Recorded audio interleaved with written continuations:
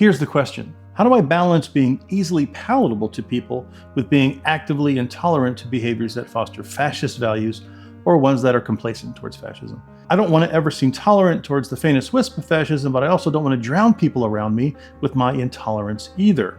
This came to me yesterday morning from a young man. I'm going to call him Sam, and I have his permission to use it for this reel.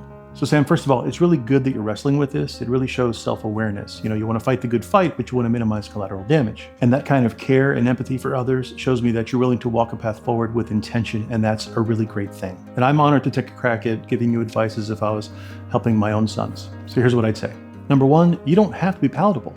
I wouldn't focus on being easy to get along with. I would focus on being effective in your communications and ultimately your relationships. So what does that mean? Just focus on listening. Seek to understand first before you enter the conversation to make your values clear. That way you can focus less on how do I seem versus how can I reach this person in a way that's going to make a difference. And that'll help you to get to know them better or quickly realize that they're someone who maybe isn't worth knowing. Number two, recognize that the loudest opposition is not the most powerful. It's a misconception that the best way to stand against something is to be the loudest voice in the room. And history shows us that the most powerful people are the ones who've learned to listen, strategically push back, and guide people towards reflection instead of defensiveness. Does that mean you're going to tolerate intolerance? No. What it means is if you're going to change someone's perspective, you have to keep them in the conversation. And when I say conversations, I'm not talking about the comment sections on social media.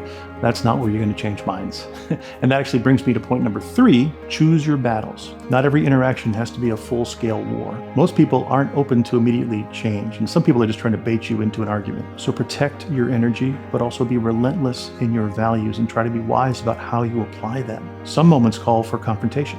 Others call for a well-placed question, or maybe a powerful story, or even just a refusal to engage altogether. Finally, number four, kindness is not a weakness, it is a strength. There's this idea that kindness or empathy or approachability is some kind of weakness, but real kindness, the kind that holds people accountable, that challenges their perspectives without alienating them, that's one of the most powerful forces there is. And it's not about being polite or being nice, it's about being strategic in how you lead someone into a different way of thinking. Martin Luther King talked about this. Mr. Rogers talked about this. Even Anthony Bourdain in his show kind of embodied this. You meet people where they are and you challenge their contradictions. And you plant a seed that maybe has a real chance of growing into something powerful. And again, Sam, since you obviously have engaged in this and you are concerned about this, you'll know when a line has been crossed, right? You will feel that. There'll be times when you can engage powerfully. There are going to be times where you might have to raise your voice. There are going to be times when you just have to walk away. Stay curious, stay empathetic, stay kind, stay you. You're on the right path. And as always, be kind and watch from behind. Much respect.